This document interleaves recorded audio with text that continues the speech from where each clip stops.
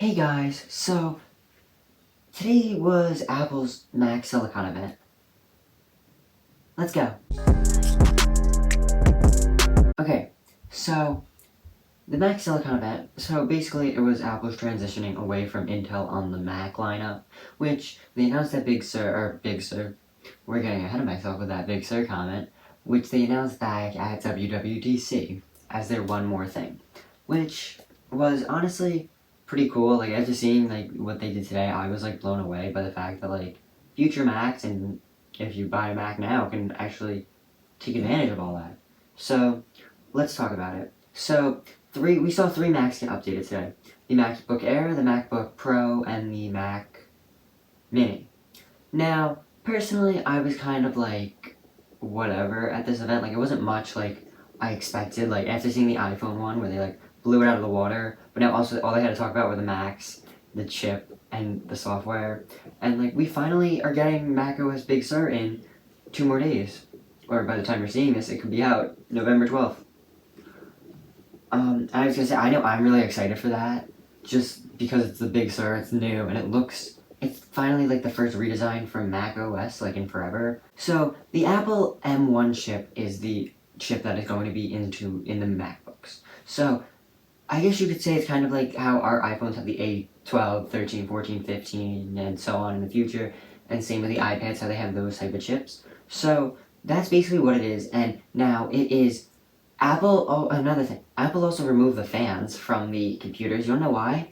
Because they don't sound like jet engines when you're using them to just like open Chrome. They all have longer battery life.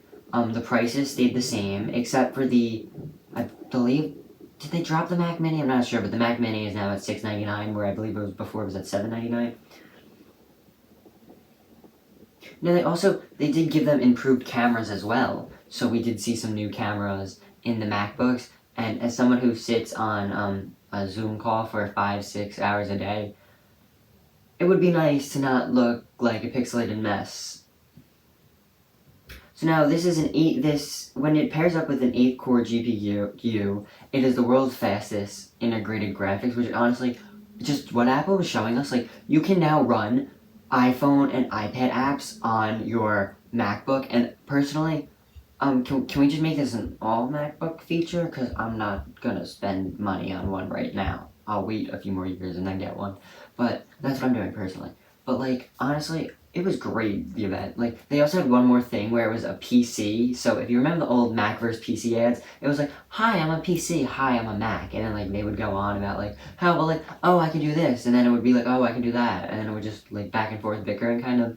So they brought that back, and it was so funny because like Apple made the battery life now last all day. Like, you can be on a Zoom call or a FaceTime call and just like be on it for like 10 hours, I think they said. And that's like the longest battery life they've given in a Mac, because the Intel-based Macs use so much of the processor while the new Macs don't do that. They were able to like just say, oh, like, here's more battery life because we're gonna use less power, because macOS Big Sur is adapted and makes it just like a great experience, like kind of like with the iPhones and Apple Watches and iPads. Like, it was so cool to see that. So they all do have the new Magic Keyboard. So they got rid of the stupid butterfly keyboard that has broken on everyone's MacBook, which honestly, it was about time. And now also it's like all the Apple Silicon puts it ahead of the competition. It makes it so much faster than a Microsoft laptop, and it's so great to see like Apple's putting the work and it's getting them ahead of the competition to some extent. Like they were late with 5G on the iPhone 12 lineup, but they waited to do it till it was like full blown.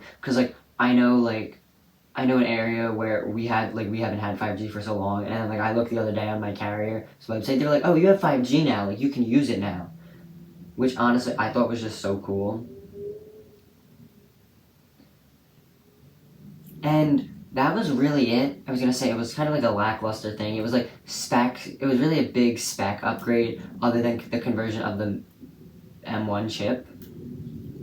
So that's it from me. Remember to like, comment, subscribe, and also ring the notification bell down there. And also check out my Twitter, because I post every time there's a new video, as well as I'll gonna probably be live tweeting the events now as well. So I'll talk to you guys in the next one. Peace.